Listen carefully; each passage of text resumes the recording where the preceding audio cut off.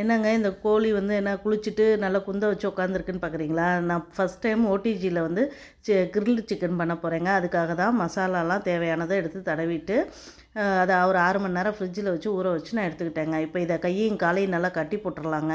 அப்போ தான் இருக்கும், ஒழுங்காக இல்லைன்னா இருக்காது. குக்கரில் அதே மாதிரி உட்கார வச்சு ஒரு 10 நிமிஷம் போல் சிம்மில் வச்சு எடுத்துக்கிறேங்க. விசில் வைக்குவோம், ஆனால் விசில் வராது. இப்போ வந்து அது பாருங்கள் நல்லா ஒரு மாதிரி சாஃப்டாக நல்லா வந்திருக்கும். இப்போ இதை வந்து நான் ஒரு 10 நிமிஷம் ப்ரீ ஹீட் பண்ணி எடுக்க போகிறேன்.